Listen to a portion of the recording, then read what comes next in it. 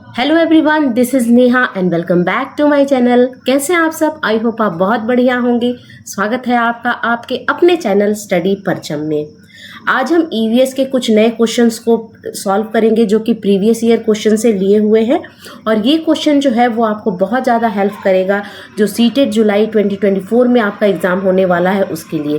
तो ये सारे क्वेश्चन पेपर 1 ईवीएस से है, तो लास्ट तक बने रहिएगा। बहुत ही अच्छे क्वेश्चन है, और जो प्रीवियस ईयर क्वेश्चन है, जो क्वेश्चन कंटिन्यूअसली रिपीट हो रहे हैं, उन्हीं सब क्वेश्चन को हम डिस्कस करने वाले हैं आज। इससे पहले 2 क्लासेस और आ चुके हैं, पेडागोजी से भी, और एक कंटेंट और पेडागोजी का मिक्स क्लास आ चुका है। अगर आपने वो वीडियो नहीं देखा है तो प्लेलिस्ट में जाइए। ईवीएस फॉर सीटेट जुलाई 2024 के नाम से बनी हुई है, स्टडी परचम चैनल के नाम से चैनल आपको मिल जाएगा, और आप इसके प्लेलिस्ट में जाइएगा। आपको यहाँ पर बहुत ही बेहतरीन वीडियो मिलेंगे, सारे कंटेंट सारे थीम से रिलेटेड आपको वीडियो मिलेंगे। तो आप जाइए, विजिट कीजिए और देखिए, आपके लिए बहुत अच्छे वीडियो है ना। अगर आप चैनल पे नए हैं तो प्लीज़ चैनल को सब्सक्राइब कीजिए और बेल आइकन दबाइए, जिससे आपको नए वीडियो के नोटिफिकेशन मिलेंगे। तो चलिए फिर बिना किसी देरी के अपने पहले क्वेश्चन को देखते हैं। क्या बोलता है हमारा पहला क्वेश्चन, और आपका एक क्विक रिवीजन हो जाएगा सीटेट जुलाई 2024 के लिए। ठीक है, चलिए सबसे पहला क्वेश्चन है, an object in which no light rays can pass through is called।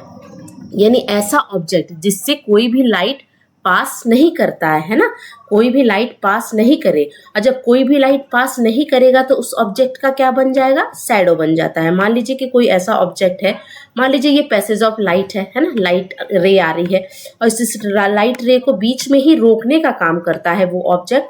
और वो ऑब्जेक्ट क्या है आपको ये बताना है ना। तो an object in which no light ray can pass through is called, तो वो होता है ओपेक ऑब्जेक्ट, है ना। ओपेक ऑब्जेक्ट क्या करता है? जहां से आप लाइट पास नहीं करती है। ट्रांसलूसेंट क्या होता है? जहां से पार्शियली लाइट पास करती है, पार्शियली यानी बहुत कम मात्रा में लाइट पास करती है। और ट्रांसपेरेंट होता है जिससे आप आर पार देख सकते हैं इजीली, है ना। जैसे ग्लास हो गया, ये सब ट्रांसपेरेंट में आएगा। अगर ओपेक का एग्जांपल पूछा जाए तो वुड हो गया, है ना, वुड हो गया, प्लास्टिक हो गया, दीज आर ओपेक ऑब्जेक्ट। समझ में आया? अगर कभी कभी क्वेश्चन पूछा जाता है कि कौन से ऑब्जेक्ट है जिसका शैडो फॉर्मेशन होता है, शैडो किसका बनता है, यानी आपकी परछाई किस वाले ऑब्जेक्ट से बनती है। देखिए हमारी बॉडी क्या है? एक ओपेक ऑब्जेक्ट है, तो हमारी बॉडी की भी क्या बनती है? परछाई बनती है। हम खड़े हैं वैसे ही हमारी परछाई बनती है। और परछाई के बारे में मैंने क्या बताया कि ऑलवेज डार्क शेप में बनती है। तो ये आपको कभी भी कलर शेप की आपकी जो परछाई है, आपका शैडो नहीं बनता है, ऑलवेज ब्लैक कलर का दिखता है, यानी डार्क शेप का आपका शैडो बनता है। तो यहाँ पे आपका बेस्ट ऑप्शन क्या है? ओपेक ऑब्जेक्ट जिसकी परछाई बनती है। कभी कभी क्या ट्रांसलूसेंट की भी परछाई बनती है, लेकिन ट्रांसपेरेंट की परछाई यानी शैडो यानी छाया नहीं बनता है। ठीक है, चलिए नेक्स्ट क्वेश्चन देखते हैं हम। Where is the Mount Everest located, यानी माउंट एवरेस्ट कहाँ लोकेटेड है आपको बताना है। तो Mount Everest located India, China, Tibet या नेपाल। तो माउंट एवरेस्ट कहाँ लोकेटेड है?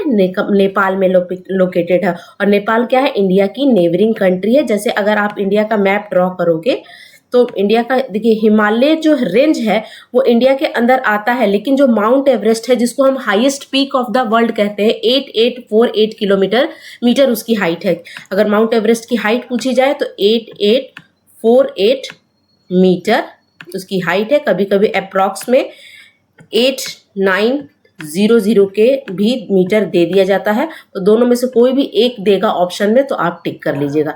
या तो ये ऑप्शन में देगा या तो ये ऑप्शन में देगा, दोनों सही है। एनसीईआरटी अप्रॉक्स में देता है, लेकिन अगर एग्जैक्ट आपको पता होना चाहिए तो 8848 मीटर है। और हर साल उसकी जो हाइट है वो बढ़ ही रही है, घट नहीं रही है ना। तो अगर आप इंडिया का मैप अगर ड्रॉ करोगे, रफली अगर मैं इंडिया का मैप ड्रॉ करूं तो इस तरह से इंडिया का मैप अगर ड्रॉ होगा तो ये इंडिया का मैप है। तो ये जो आपका कंट्री है ये है नेपाल, जो कि इंडिया की नेबरिंग कंट्री, पड़ोसी देश है ना। और यहाँ बिहार और उत्तर प्रदेश से लगता है। बहुत सारे लगभग 5 स्टेट से क्या करता है, नेपाल अपनी बाउंड्री शेयर करता है हमारे इंडिया के। ठीक है, तो यहाँ पे बेस्ट ऑप्शन क्या होगा, नेपाल ऐसा देश है जहाँ पे माउंट एवरेस्ट लोकेटेड है। और नेपाल में माउंट एवरेस्ट को किस नाम से जानते हैं, सागर माथा के नाम से हम जानते हैं, है ना। तो पूछा जाता है कभी कभी क्वेश्चन कि माउंट एवरेस्ट को नेपाल में किस नाम से जानते हैं, तो सागर माथा। ठीक है, चलिए नेक्स्ट हम देखेंगे कौन सा क्वेश्चन है हमारे पास। Which of the following is are green house gas और गैसेस, यानी आपको यहाँ पे 3 ऑप्शन दिए हैं और 3 ऑप्शन में बताना है कि इनमें से ग्रीन हाउस गैसेस कौन से हैं। ठीक है, तो देखिए carbon dioxide green house gases में आता है, वाटर वेपर भी आता है और मीथेन भी आता है। तो ये तीनों ग्रीन हाउस गैसेस है। तो आपको यहाँ पे आंसर क्या हो जाएगा, ऑल ऑफ द एबव, यानी तीनों जो है वो ग्रीन हाउस गैसेस में आएंगे। तो यहाँ पर एक छोटा सा मैंने नोट्स में बना दिया है, यहाँ पे देख लीजिए, इंपॉर्टेंट है, आपको पता होना चाहिए कि कौन कौन से गैस जो है वो ग्रीन हाउस गैस में आते हैं। तो सबसे पहले carbon dioxide CO2, methane CH4, nitrous oxide N2O and so called F gases में कौन कौन सा आएगा, कभी कभी सिर्फ F गैसेस के नाम से भी ऑप्शन में दिया रहता है, लेकिन अगर पूछा जाए डिटेल में कि F गैसेस में कौन कौन से आएंगे, तो hydrofluorocarbon, perfluorocarbon and sulphur hexafluoride, these are greenhouse gases. और एक और ऐड कर लीजिएगा, क्या होगा, वाटर वेपर, दीज आर क्या है, ग्रीन हाउस गैसेस। तो यहाँ पे तीनों ग्रीन हाउस गैसेस होंगे, कार्बन डाइऑक्साइड भी आता है, ठीक है, मीथेन भी आता है, वाटर वेपर यहाँ पे मैंने मेंशन करना भूल गई हूँ मैं इसे, तो यहाँ पर वाटर वेपर भी होगा। तो तीनों होगा, ऑल ऑफ द अबव इसका राइट आंसर हो जाएगा। चलिए move on to next question. हमारा नेक्स्ट क्वेश्चन क्या बोलता है वो हम देखेंगे। Which region has the practice of shifting cultivation in India, यानी कौन सा इंडिया का ऐसा रीजन है, एरिया है जहां पर शिफ्टिंग कल्टिवेशन की प्रैक्टिस की जाती है, यानी शिफ्टिंग कल्टीवेशन की जाती है। शिफ्टिंग कल्टीवेशन के बाद क्या है, अलग अलग टाइम पे अलग अलग तरह की खेती की जाती है ना।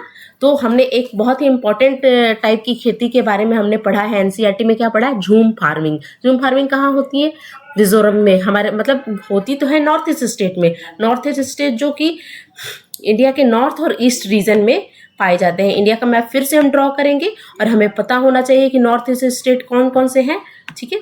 तो अगर आप यहाँ पे पश्चिम बंगाल के बाद जो भी लगभग स्टेट आते हैं, चाहे वो असम हो गया, है ना, असम होगा, अरुणाचल प्रदेश हो गया, नागालैंड हो गया, मिजोरम हो गया, मणिपुर हो गया, है ना, त्रिपुरा हो गया, ये सारे क्या है, 7 सिस्टर के नाम से हम इन्हें जानते हैं। और ये क्या है, ये है नॉर्थ ईस्ट स्टेट, इंडिया के नॉर्थ में पड़ता है और ईस्ट रीजन में पड़ता है, इसीलिए हम इसको नॉर्थ ईस्ट स्टेट कहते हैं। और इसी रीजन में शिफ्टिंग कल्टीवेशन की जाती है, जिसमें से एक बहुत ही इंपॉर्टेंट नाम हमने एनसीईआरटी में पढ़ा है, वो क्या है, झूम फार्मिंग, है ना। तो झूम फार्मिंग क्या होता है, कैसे होता है, वो सब कुछ पढ़ाया हुआ है, उसको याद कर लीजिएगा, बहुत अच्छे से समझ लीजिएगा, क्योंकि उससे क्वेश्चन बहुत बार बनते हैं सीटेट में, ठीक है। तो यहाँ पे नॉर्थ ईस्ट स्टेट अगर जिस ऑप्शन में होगा वो हमारा आंसर सही होगा। पहले ही ऑप्शन में है नॉर्थ ईस्टर्न रीजन में शिफ्टिंग फार्मिंग यानी शिफ्टिंग कल्टीवेशन होता है, ठीक है। चलिए अगले क्वेश्चन की ओर बढ़ते हैं। हमारा नेक्स्ट क्वेश्चन क्या है, the ability to understand relative position of place, distance and direction, है ना, वो एबिलिटी, वो क्षमता जिससे हम किसी भी प्लेस के रिलेटिव पोजीशन के बारे में जानेंगे, उसके डिस्टेंस के बारे में जानेंगे, डायरेक्शन के बारे में अगर हमें अच्छा नॉलेज है, ज्ञान है, तो वो स्किल कौन सी है, वो कौन सा कौशल है जिसमें हम किसी भी प्लेस के बारे में एग्जैक्ट लोकेशन बता सकते हैं, किसी के डिस्टेंस के बारे में, डायरेक्शन के बारे में हमें अच्छा नॉलेज है, तो वो होता है mapping skill. Mapping skill is the ability to understand the relative position of place, distance and direction, है ना। याद रखिएगा मैपिंग स्किल आपको आनी चाहिए, क्योंकि मैप से क्या होता है, 3 से 4 क्वेश्चन डिस्टेंस, डायरेक्शन और मैप से सीटेट में पूछे जाते हैं, ठीक है। तो आपको इंडिया का मैप पता होना चाहिए कि कौन से पोजीशन पे कौन सी स्टेट है, कौन सी रिवर कौन से स्टेट में बहती है, और कौन सा जो हिल है, पर्वत है, वो कौन से राज्य में है ना। अगर आपसे एक सिंपल सा मैं अगर एक क्वेश्चन पूछूं कि अरावली की पहाड़ियाँ किस स्टेट में है और कौन कौन से स्टेट से होके गुजरती हैं, तो आप प्लीज कमेंट सेक्शन में इसका आंसर जरूर दीजिएगा, है ना। चलिए नेक्स्ट क्वेश्चन की ओर बढ़ते हैं। Our next question is desert oak tree which found in, यानी डिजर्ट ट्री के बारे में हमने पढ़ा है ना। इसके बारे में क्या क्वालिटी है उसके बारे में हमने पढ़ा है कि उसकी जड़ें जो होती है बहुत ज़्यादा अंदर बहुत ही डीप ग्राउंड में होती हैं, बहुत नीचे तक होती हैं और इतनी गहराई में होती हैं कि आप वहाँ से ईजिली पानी तक पहुँचती है और वहाँ से पानी को वहाँ के लोग कैरी करते हैं थ्रू द पाइप। तो डिजर्ट ओक ट्री एक तो डिजर्ट एरिया में पाया जाता है जहाँ पे पानी की कमी होती है। तो डिजर्ट ओक ट्री के बारे में हमें एनसीईआरटी में क्या पढ़ा है कि वो ऑस्ट्रेलिया में होता है ना। Desert oak tree which is found in Australia, याद रखिएगा। अगर अबू धाबी में कौन सी ट्री पाई जाती है तो हमने क्या पढ़ा है, डेट पाम, है ना, डेट पाम पाई जाती है ना। डिजर्ट ऑफ यूएई ये नहीं होगा, डिजर्ट ऑफ राजस्थान ये ऑप्शन में नहीं होगा। आपको याद होना चाहिए कि अगर अबू धाबी में पूछा जाए कौन सी ट्री पाई जाती है तो डेट पाम, लेकिन यहाँ पे क्वेश्चन पूछा गया था कि डिजर्ट ओक ट्री, तो वो ऑस्ट्रेलिया आपका आंसर हो जाएगा। ठीक है, now move on to next question. What is the location of Jammu and Kashmir and Goa with respect to Bihar in India? अगर इंडिया का मैप अगर आप देखते हो तो आपको पता होना चाहिए कि where is Bihar, where is Jammu Kashmir and where is Goa. तो आपको बताना है कि बिहार के रिस्पेक्ट में, है ना, बिहार को देखते हुए आपको बताना है कि बिहार से किस डायरेक्शन में जम्मू कश्मीर है और बिहार के किस डायरेक्शन में गोवा है। फिर से एक बार हम रफली मैप को ड्रॉ करेंगे, है ना। आप एक बार ड्रॉ जरूर कर लीजिएगा, रफ पेपर हो या एग्जाम में दिया जाए, और क्वेश्चन को पूरा पढ़ना है आपको, ऑप्शन भी पूरा पढ़ना है। अगर हम ये ड्रॉ करते हैं तो यहाँ पे आपको बिहार पड़ता है, ठीक है, ये बिहार है। जम्मू एंड कश्मीर यहाँ पर JNK के नाम से हम जानते हैं, JNK ये है जम्मू एंड कश्मीर। और ये महाराष्ट्र के बगल में यहाँ पे आपको यहाँ पे छोटा सा गोवा मिलेगा। तो अगर आपका मैप का नॉलेज होगा तो आप क्या पढ़ते हो, ये हो गया नॉर्थ, ये हो गया साउथ, ये हो गया ईस्ट और ये हो गया वेस्ट। ठीक है, तो हम ये वाला जो डायरेक्शन है इसको हम क्या बोलते हैं, नॉर्थ वेस्ट, क्योंकि नॉर्थ और वेस्ट के बीच में पड़ रहा है तो इसको हम नॉर्थ वेस्ट पढ़ते हैं। इसको हम क्या पढ़ेंगे, ये साउथ और वेस्ट के बगल में पड़ रहा है तो ये हो गया साउथ वेस्ट। ठीक है, ये हो गया हमारा नॉर्थ ईस्ट, क्योंकि नॉर्थ और ईस्ट के बीचों बीच पड़ रहा है तो इसको नॉर्थ ईस्ट पढ़ेंगे, और इन दोनों के बीच में हम साउथ ईस्ट पढ़ते हैं। ठीक है, ये हो गया डायरेक्शन का एग्जैक्ट लोकेशन। अब हमारा बिहार कहाँ है, यहाँ है ना, यहाँ पर है। अब यहाँ से इस तरफ आप देखिए, मान लीजिए बिहार यहाँ है तो आप इधर देखोगे तो ये कौन सा, ये नॉर्थ हो गया और ये वेस्ट हो गया, है ना, नॉर्थ वेस्ट हो गया। अगर ये ऐसे देख रहे हैं ना मैप को, तो हमारा जम्मू एंड कश्मीर यहाँ पड़ रहा है तो ये नॉर्थ वेस्ट हो गया। तो नॉर्थ वेस्ट एक हो गया हमारा नॉर्थ वेस्ट, और ये जो है गोवा, ये है ना गोवा, ये गोवा है और ये आपका बिहार है। तो अगर आप यहाँ देखोगे तो ये हमारा किस डायरेक्शन में आ गया, ये हो गया साउथ वेस्ट। तो जो ऐसा ऑप्शन जिसमें साउथ वेस्ट हो और नॉर्थ वेस्ट हो वही हमारा करेक्ट आंसर हो जाएगा। ठीक है, देखिए कौन से में है, north west and south west, option number C आपका करेक्ट हो जाएगा। North west and south west में हमारा क्या है, जम्मू एंड कश्मीर एंड गोवा है विथ रिस्पेक्ट टू बिहार। समझ में आई बात। चलिए move on to next question. अगला क्वेश्चन है, which of the following is a weight lifter of international frame. यानी यहाँ पे आपको 4 नाम दिए हुए हैं और चारों एक ऐसा नाम है जो कि गर्ल्स के एम्पावरमेंट या विमेन एम्पावरमेंट के लिए बहुत अच्छा एग्जाम्पल मानी जाती हैं। तो सबसे पहला नाम है सुनीता विलियम, हमने पढ़ा है सुनीता इन स्पेस के नाम से है, जिनका कहीं ना कहीं इंडिया से कनेक्शन है ना, इंडियन ओरिजिन से है, और वो कहाँ गई थी, स्पेस में गई थी, लेकिन अमेरिकन मिशन के थ्रू गई थी। इस चीज़ को आप याद रखिएगा।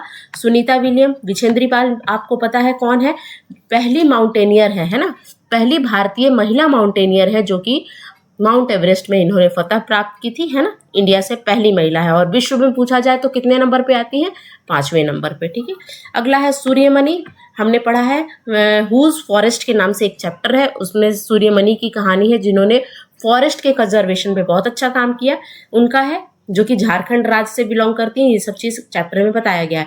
और चौथा नाम है कर्णम मल्लेश्वरी, यही है आपकी इंटरनेशनल फेम वाली वेट लिफ्टर, भारत तोलक के नाम से हम जानते हैं। कर्णम मल्लेश्वरी के बारे में कुछ फैक्ट्स हम पढ़ते हैं तो क्या पढ़ा जाता है, 130 किलोग्राम तक ये वेट को उठा सकती हैं। 29 मेडल इन्होंने इंटरनेशनल इवेंट में क्या किया है, जीता है। और 130 किलोग्राम तक इनकी 4 सिस्टर है, वो भी वेट लिफ्टिंग का ही काम करती हैं। और इनके फादर क्या थे, पुलिस कांस्टेबल थे। और इन्होंने 12 साल की उम्र से क्या किया था, वेट लिफ्टिंग करना स्टार्ट कर दिया गया था। तो कौन सी है वेट लिफ्टर जो कि जिन्होंने इंटरनेशनल फेम प्राप्त है, वो है कर्नम मल्लेश्वरी। ठीक है, चलिए move on to next question. The gastric juice in the stomach of human being is dash and aided in the digestion of food।